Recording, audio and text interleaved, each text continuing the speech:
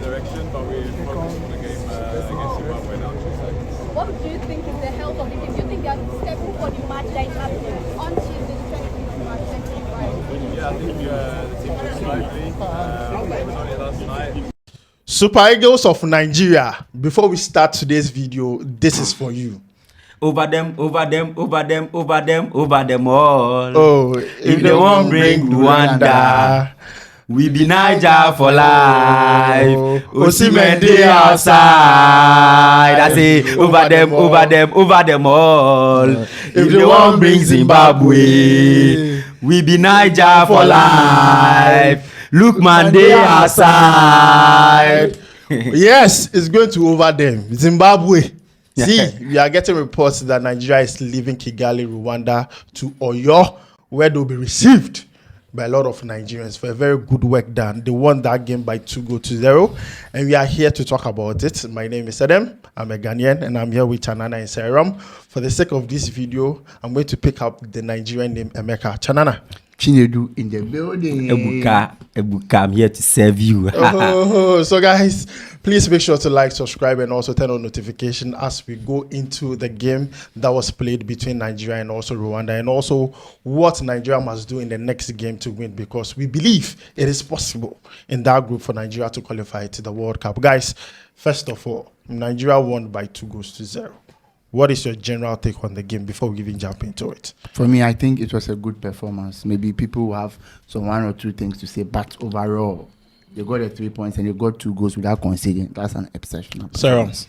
Yes, as Chanana said yesterday, it was a very fantastic game for the Nigerian national team. And then I really like the work the coach did. He approached the game with a tactic that fitted the game. You understand? So I really applaud the coach for that performance. Yeah. So guys, let's also hear from you and what you think about that game. Now, let's jump into the game and talk about the goals first. 2 goals scored by Victor Osimhen, and currently he holds the record as the second highest scoring Nigerian who has played for the national team. What do you make of that, with that record and the goals he scored? See, Osimhen, before coming to the game, we all know he was going to deliver. It was something. It's like it was something set in stone that was going to deliver, because his past record, his form, and everything shows that he was going to bang in the goal. His seriousness, the way he came to camp earlier and everything. That tells you that with a big player like him, he could have choose to come late or something, but he showed his professionalism and showed his seriousness and came early, and he reaped the reward. In the first half, he got 2 goals, killed the game for Nigeria. So the second, he just came back, managed the game and conserved energy, and Charlie, bang. Seram.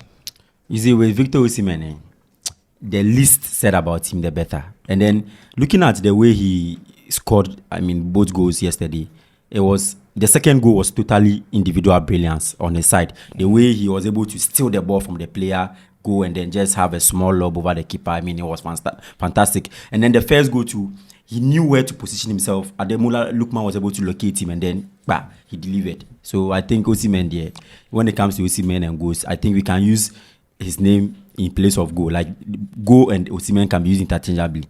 So instead of saying the player scored the goal, you can say the player Osimhen the goal or something. At this point, Osimhen should be used for chanting. Osimhen, Osimhen. See, some players do well for their club side, they score goals, but they can't replicate that when they come to their national team. Not for Osimhen. He does that both at club level and also for the national team, and we are impressed.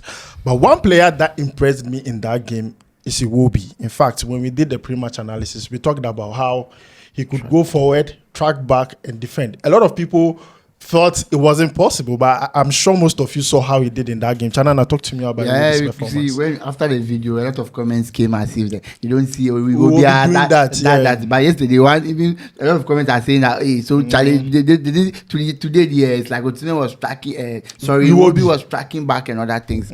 For me, I know he had it in him, because see, right now, no one has to tell you what you need to do, because they know the importance of the game yesterday. And I like how the coach used him tactically, because in the first half, he was playing the box-to-box rule. So he goes forward, add numbers offensively, comes back when they have to defend, which was very brilliant from the coach. Because yesterday the coach went, if you check the game, we realized he went with an attacking mind. Because his midfielder, apart from Ndidi, The rest, most of them they were attacking minded. Yeah. So he went with a complete. That tells you that he wanted the 3 points. He was not going in to defend. Yeah. So the first half he got the win, and second half he came back and did some 1 or 2 tricks and other things just to relax and manage the game well. Sometimes when you go away from when you're leading 2-0, you don't have to give the opponent a chance to get back into the game. You need to manage the game. If you have an opportunity to score more, then you Fine, score more. yeah. But if you can't score more, then you maintain your lead, because not conceding for me is the It's best. very most important thing. Sarah. Yeah, so with Alex Iwobi yesterday, he had a very fantastic game. As you said, he was able to, help the attack deliver, and then also when they are in trouble at the back, he comes back and then also help the back line. And then it was fantastic on his side. Having players like this, it's no joke, because most teams don't have players like this. He's a utility player. He give you this, give you that. So it was fantastic on his side yesterday. So guys, let us know who impressed you the most in the game that was played yesterday between Nigeria and also Rwanda. We are just going through the game and certain things that happened that really excited me. One thing that also excited me was Osimhen. When he was out of the game, you could see he was on the touchline helping his teammates, urging them on. Even though he was not on the pitch, you could see him this is someone who could be a future leader for that team. You could see him, shouting, go on, do this. For me, I was excited to see that. Normally, you see players, when they get substituted, they go and sit down. Even though they were leading, he was on the touchline, cheering the players on, which was very important. Now, reports reaching us is that Nigerians are returning. The Super Eagles team is returning from Kigali to Oyo. And they are going to prepare for their next game, which will be played on the 25th, which is a Tuesday against Zimbabwe. Yeah. Zimbabwe, I think they are below. They are below. I think they are the one carrying the group. Yes. Having neck problems. Yeah, neck problems. So at this point, Nigeria has another opportunity to get an extra 3 points to help them have hopes in qualifying to the World Cup. Now, Chanana, let me ask you this. Winning against Zimbabwe, do you think it sends a positive wave to the rest of Nigerians that it is still possible? Because people still believe that as long as South Africa keeps winning, Nigeria has no chance. Do you think it's still possible? You see, for me, 100% possible. When you having Nigeria at your back, even is putting pressure on South Africa. Even though we all know that they are winning and stuff, but we all know South Africa can win all their games. And Nigeria have head-to-head, double header against South Africa to be They've already played one. They lost or they drew. No, I think it was a draw. It was a draw. So I think Nigeria will be hosting South Africa now. And I tell you, that's a guaranteed 3 points for them, because they don't have any excuse to drop points in that game, because that's the only way you can catch up to the person. You beat him directly and you take away the 3 points. But now with Nigeria, what they are doing is winning. They just have to concentrate on themselves, because now, let me say, they've given the initiative to South Africa. So the only thing now they can do is they win. That is, you do what you have to do, and they hope things go their way. And when they get South Africa, when they meet them, then they beat them. Because now Nigeria, if Nigeria win their games and South Africa win, then South Africa will be going through. So Nigeria will just hope that they do what they have to do for themselves, and they hope that South Africa can slip up for them to catch up. So, guys, you have heard from Chanana. Sarah, right now the points difference between Nigeria and South Africa is 4. Nigeria has 6 points. South Africa has 10. Okay. And Nigerians believe that even if South Africa can draw, it is over for them. Because they have a game in hand against them. So once there's a draw, it is over for South Africa. Do you think it's still possible, like the question I asked? Yes, it is very much possible. And then what I would want the Nigerians to know is that forget about everything. Win. Because right now, the only way that will guarantee that you are also having the chance to qualify is to win. Because if you lose and then South Africa also loses, it's the same thing. You understand? So they should just keep their focus, still keep winning. You understand? And as they have a game against South Africa, so let's say if South Africa wins all their matches, then they also win all their matches, and then they meet South Africa and then Nigeria wins, it means it's just a point difference. That's why they are looking for a draw. A draw from like any of the teams they will be meeting. Fine. Let's just hope and pray that that happens. But I mean, in everything said and done, Nigeria just keep winning. Right. Yes. So guys, you have heard from Sarah. For me, I feel like mathematically it's still possible. The teams in that group, anyone can draw point at any time. So it's not like South Africa is going to win all their games. Definitely they are going to face Nigeria. I also think after the automatic qualification for the group, there are some that will go and then play playoffs.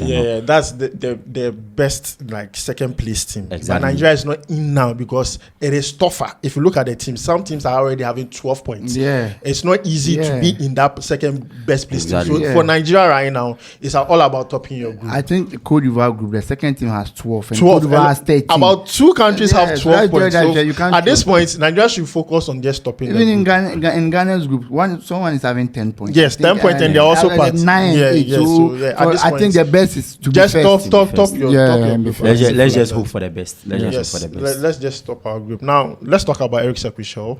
First game for Nigeria, won convincingly. I've already talked about the new manager bounce. And also, I always say this, like, in life, you only have one opportunity to make a very good impression on people. And I'm sure Nigerians are impressed. You see people calling him the tactician, the African Pep Guardiola. I mean, the names are coming. But no one ever compared him to Eric Ten Hag because they still have the same haircut. They're still the Sakura now.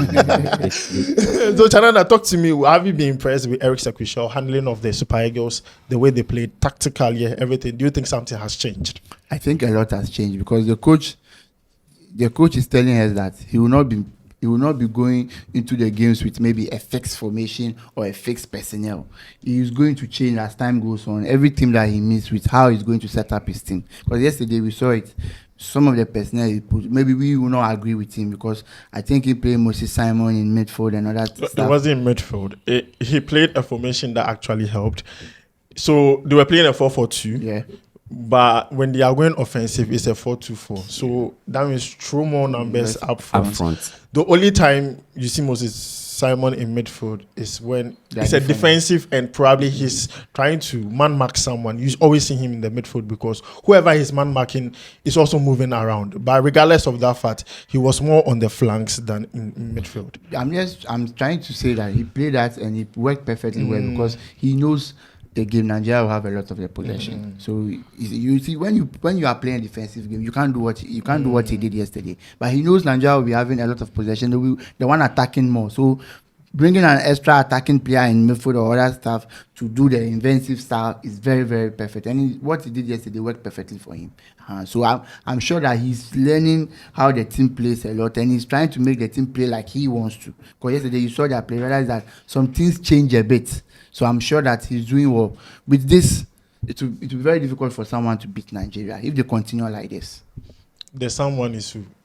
Oh, any team. I think any team in the group now, the people who are vying for I think it will be very difficult for any of them to beat Nigeria. So, Sarah, what is your own impression on Eric Chelle? Oh, Eric Chelle, I must applaud him. He has really done a very great job. Looking at how he actually received the players when they even touched down from their various club teams was an indication that he meant business. And then he has delivered that business for us to see that, yes, because he received them, talked to them, and then he treats them like you could see that father and son relationship between the players and then Eric Chelle. And then that is, as a coach, that is the first thing that you have to do in order to get wins for your team and all. And then I think he's really doing a great job. He's really doing a great job. I just hope that he gets all the support he needs and then still delivers for the Nigerian national team. So, guys, you have heard from Seram and Chanana. For me, I feel like Eric Chelle did what he had to do. Looking at his assistant coaches, they're all local coaches from Nigeria, and they all put in the work. Because if you look at the tactical approach for that game, it was excellent. Playing a single pivot in the first half and playing a double pivot in the second half was something that I thought was excellent. Like playing two top. Ademola Lookman as an auxiliary striker to, Victor Osimhen was excellent. And I liked the way the whole game went. I hope that against Zimbabwe, he plots out something different. Sometimes you don't want your enemy or your opponent to know your plan, to know that you are one way, you understand. So it has to be different. But then for me, he has made a very good first impression on me, and I like what he's doing. I just wish him nothing but the best. So guys, last remarks. What do you have to say about the game against Zimbabwe? I think Nigeria will be hosting Zimbabwe, and for me, that's a guaranteed 3 points. They don't have to throw this away or let what they did against Rwanda get into their head and go and do something that we all know them. They did some 3 games back or 4 games. They did something that we all didn't expect them to do. So we are hoping that they have won this game. They will continue winning, and hope South Africa drop points for them to catch up. Sir. Okay, so as I said earlier, Nigeria, their focus should be on the wins.